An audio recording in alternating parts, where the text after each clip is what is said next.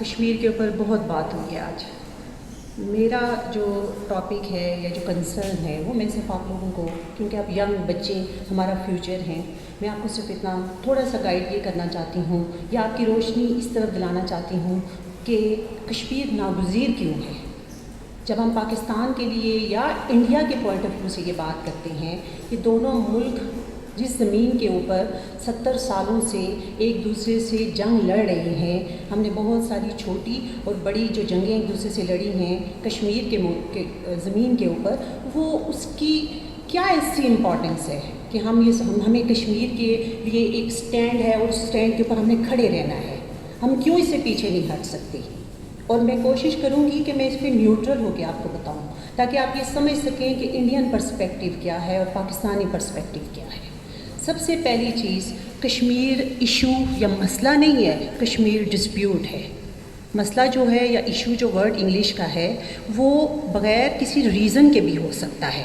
Some time دو لوگوں کے درمیان، ٹو اسٹیٹس کے درمیان، لیکن جب اس میں ایک لیگل میٹر آ جاتا ہے، قانونی طور پہ کوئی مسئلہ اس کے اندر قانونی شکست شامل ہو جاتی ہے تو ہم اس کو ڈسپیوٹ کا نام دیتے ہیں. اب کشمیر ڈسپیوٹ کیسی ہے؟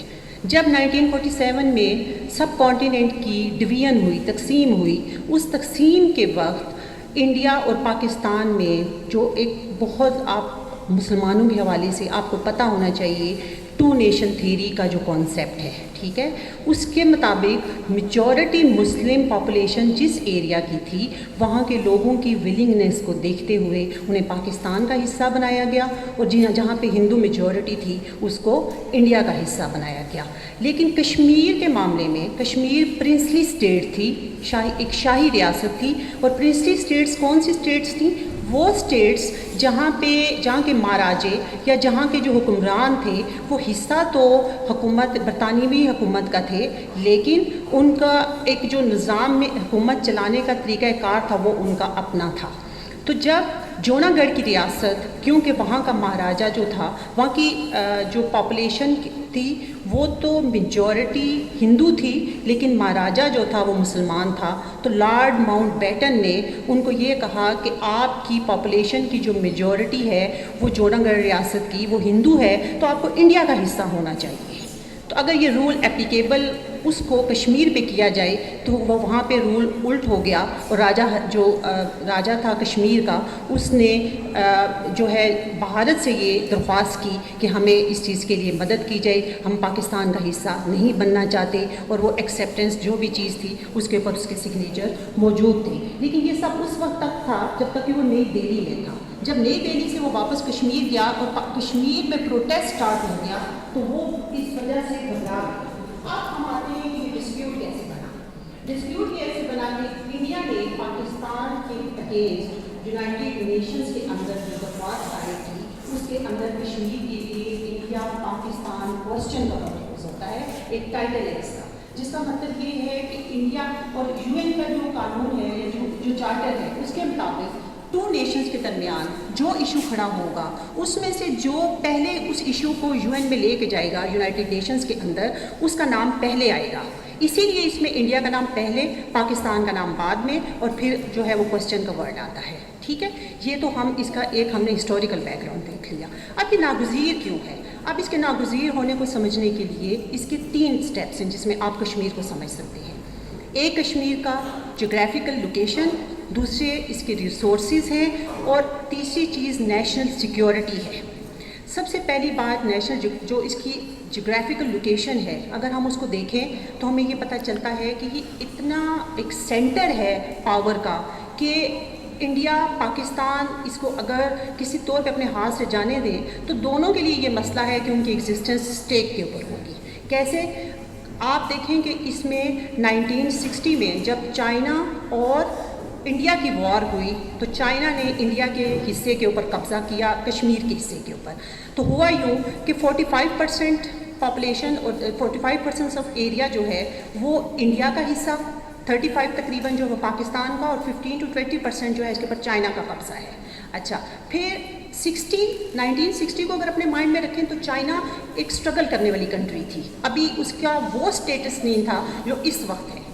اب گیم یہ ہے کہ اگر آپ چائنا کی لیجٹیمیسی کو وہاں پہ سپورٹ کرتے ہیں، پاکستان سپورٹ کرتا ہے چائنا کو، تو اس کا مطلب ہے کہ چائنا کا یہ جو ایگزسٹنس ہے یہ ایک تھریٹ ہے انڈیا کے لیے بھی اور انڈیا کے علاوہ USA کے لیے بھی۔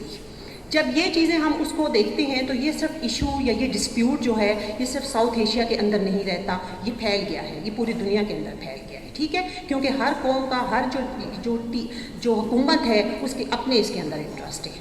اب آ جاتے ہیں ہم اس کے ریسورسز کی طرف۔ اگر ہم صرف انڈیا کے ٹورزم سے ارن ہونے والی جو پیسہ ہے یا اس کے سٹیٹس کو نکالیں تو آپ کو پتہ چلے گا کہ انڈیا کم از کم 9.2 GDP جو اس کا جو ان کی ارننگ ہے وہ ٹورزم سے ہوتی ہے، اور اس ٹورزم کے اندر سب سے بڑا جو پورشن ہے ایک وہ کشمیر سے آتا ہے، جموں کشمیر سے، جو کہ بہت خوبصورت ہے، اپنی خوبصورتی کی وجہ سے اسے دنیا میں جنت کہا جاتا ہے۔ اب یہ جو صرف کنیکشن ٹورزم تک نہیں رہتا، انڈیا دنیا کے اندر سب سے زیادہ موویز بنانے والا ملک ہے۔ سب سے زیادہ جب وہ موویز بناتے ہیں تو مووی بنانے کے لیے ان کو جو لوکیشنز چاہیے ہوتی ہیں اس کے لیے وہ کدھر کا رخ کرتے ہیں؟ جموں کشمیر کا۔ اب وہ جو وہاں سے وہ ریونیو ارن کر رہے ہیں، جو وہ ٹورزم سے ارن کر رہے ہیں، اس سے ان کی جو جابس جو ہیں، جو جابس پروڈکشن ہے وہ تقریباً 9 to 10% ہے، جو پوری کی پوری جو جابس ہیں وہ جو ٹورزم سے اور جو اس سے ریلیٹڈ جتنی انڈسٹریز ہیں اس سے آتی ہے۔ اب آن دا ادر ہینڈ اگر یہ چیز آپ انڈیا کے حصے سے نکال دیتے ہیں تو یہ انڈیا کی فلم انڈسٹری کو نقصان پہنچتا ہے، اس سے انڈیا کے اندر جابس کے اندر کمی آ جاتی ہے، اور ڈیفینیٹلی نیشنل سیکیورٹی کو بھی اس سے تھریٹ ہے۔ اگر آپ آن دا ادر ہینڈ پاکستان کی طرف آتے ہیں تو پاکستان میں کیا ہے؟ پاکستان کے اندر جو ٹورزم کا ایک بہت بڑا حصہ کمایا جو آ رہی ہے، ہمارے پاس ارننگ آ رہی ہے، وہ کہاں سے آ رہی ہے؟ وہ ہمارے پاس جیلم اور نیلم ویلی سے آ رہی ہے، ٹھیک ہے۔ خوبصورت ترین علاقے ہیں پاکستان کے جو ہمارے ٹورسٹ ڈیسٹینیشنز کے اندر شامل ہیں۔ اب اس کے بعد نیکسٹ چیز جو ہے وہ ہے ہماری نیشنل سیکیورٹی۔ کیوں امپورٹنٹ ہے نیشنل سیکیورٹی پاکستان اور انڈیا کی، کہ اس میں ہمیں کیوں یہ ضروری ہے کہ ہم کشمیر کے اوپر اپنا اسٹینڈ اسٹرانگ رکھیں؟ اس لیے کہ اگر ہم پچھلے کوئی 5 جنگیں ایک دوسرے سے لڑ چکی ہیں، میجر اور مائنرز ملا کے، 2019 میں اگر آپ میں سے جو بچے تھوڑا جانتے ہیں پلوامہ اٹیک کے حوالے سے، جس میں انڈیا نے جیش محمد کو بلیم کیا تھا کہ انہوں نے یہ کارروائی کروائی ہے۔ جموں کشمیر کی ایک ڈسٹرکٹ ہے پلوامہ اس کا نام ہے، جہاں پہ اٹیک کی صورت میں 40 انڈین فوجی جو تھے وہ مارے گئے تھے۔